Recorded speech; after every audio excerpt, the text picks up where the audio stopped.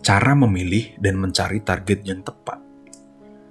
Karena kita fokusnya ke manipulasi seksual, kita akan mencari target yang sekiranya sesuai dengan kapabilitas kita. Jadi, kalian harus benar-benar mempelajari dulu mangsa kalian itu seperti apa sebelum kalian menyerang.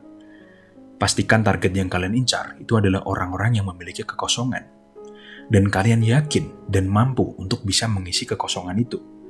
Dan tentunya dia bisa melihat sesuatu yang menarik dari kamu. Sesuatu yang menarik ini bisa apa aja. Jadi kalian yang fisiknya di bawah rata-rata jangan takut, karena sebetulnya fisik itu nomor sekian. Yang paling utama adalah kalian bisa membuat rencana atau plan yang tepat. Nah, biasanya target yang tepat adalah target yang sedang tidak bahagia atau yang kesepian. Atau kalau mau jahat, seseorang yang bisa kalian buat tidak bahagia dan kesepian. Karena ketika target kalian itu bahagia dan hidupnya memuaskan, hidupnya terpenuhi, itu akan sangat sulit sekali untuk bisa kita mangsa. Oke, sekarang kita masuk ke materinya. Seperti biasa, biar mudah dipahami, saya bawakan dengan sebuah cerita. Cerita yang saya dapatkan dari seseorang lebih dari 10 tahun yang lalu. Cerita ini udah saya modifikasi dan buat lebih dramatis ya, biar lebih mudah dipahami. Jadi jangan terlalu fokus dengan ceritanya, tapi fokus pada pelajaran apa yang bisa kita ambil. Oh ya, mohon maaf juga kalau mungkin cerita saya ini agak kurang sopan ya. Karena soalnya memang fokus kita kan buat beberapa episode ke depan tentang seksualitas. Jadi cerita ini datang dari kakak tingkat kuliah saya dulu, sebut aja si A. Dia ini dari pertama saya kenal, udah jago banget deketin cewek di kampus. Dia sering gonta-ganti pasangan dan yang membuat saya takjub adalah semua pasangannya selalu terlihat bucin banget sama dia.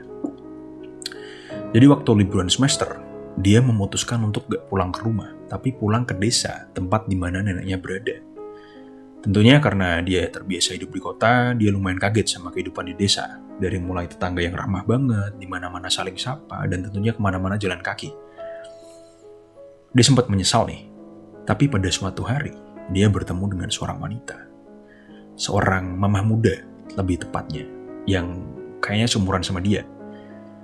Kalian tahu kan kalau di desa itu, apalagi yang desa banget ya, banyak sekali yang menikah muda. Oke, jadi wanita itu, menurut si A, cantik banget. Nggak kalah sama wanita-wanita yang pernah dia deketi. Lalu dia pun mulai tertarik dan dia mulai mencari info bahwa ternyata suami dari wanita itu jarang pulang. Jadi suaminya kerja di luar kota dan mungkin pulang ya sebulan sekali, 2 bulan sekali, gitulah.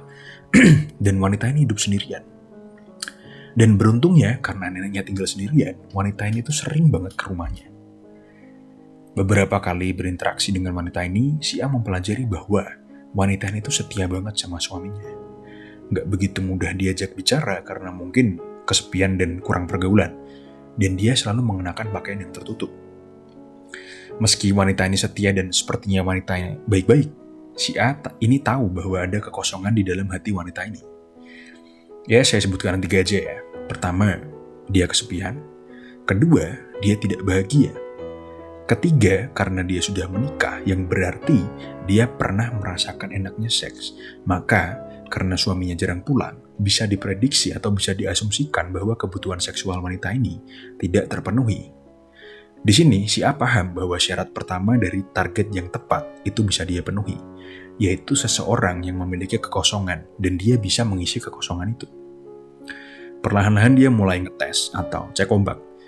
Dia mulai memuji wanita ini, mulai masuk ke dalam kehidupannya, dan dia mempelajari bahwa wanita ini mulai lebih ekspresif kepadanya. Dia juga mulai mengenakan pakaian yang sedikit terbuka. Dan ini menandakan bahwa wanita ini mulai tertarik sama teman si A itu. Tapi pada suatu saat karena sepertinya si A terlalu agresif, wanita ini jadi mulai menjauh. Si A sadar bahwa wanita ini mungkin merasakan bahwa si A memiliki hasrat seksual kepadanya. Lalu untuk merubah pikiran wanita itu, si A mulai lebih sering ke tempat ibadah. Untuk menunjukkan bahwa si A bukan cowok mesum, melainkan si A hanya cowok biasa dari kota yang asik dan tidak berbahaya. Ketika pertahanan wanita ini mulai turun lagi, si A mencoba menjadi agresif.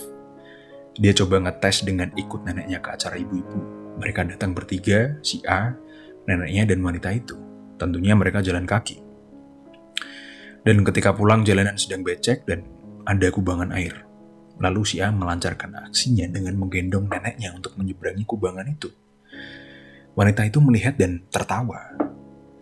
Lalu setelah menurunkan neneknya, si A melakukan sesuatu yang sangat tidak terduga. Dia kembali dan menggendong wanita itu. Di sini si A mencoba mencari keuntungan untuk merasakan detak jantung wanita ini. Dan ternyata benar.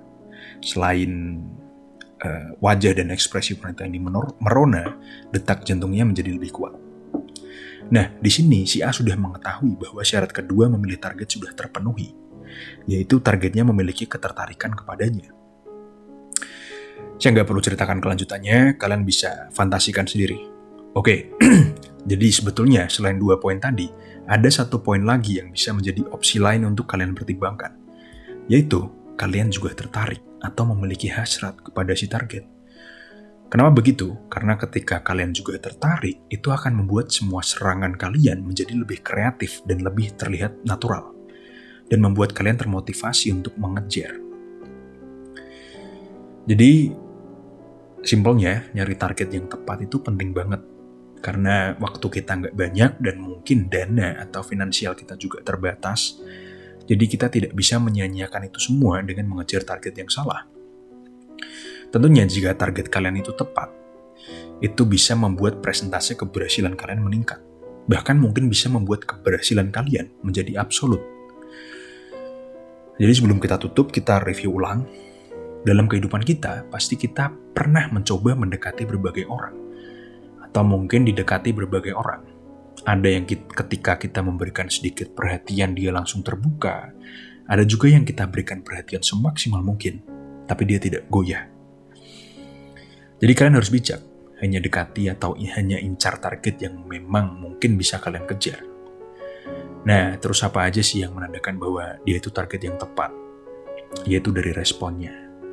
Tapi respon yang harus kalian perhatikan bukan respon yang jelas atau conscious, melainkan respon yang datang dari alam bawah sadarnya atau subconscious. Kalau saya biasanya dari bahasa tubuhnya.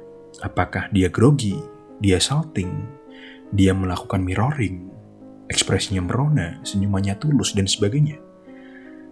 Bahasa tubuh ini bisa menunjukkan bahwa kamu memiliki kekuatan atau kemenarikan di mata targetmu. Nanti kapan-kapan saya bahas mendalam tentang bahasa tubuh. Oke, sebelum saya tutup, sebetulnya saya ini agak kesulitan membahas konten manipulatif ya, karena semakin kompleks tekniknya, semakin susah untuk dijelaskan. Karena nggak ada contoh atau praktek yang bisa logis untuk kita bahas gitu loh.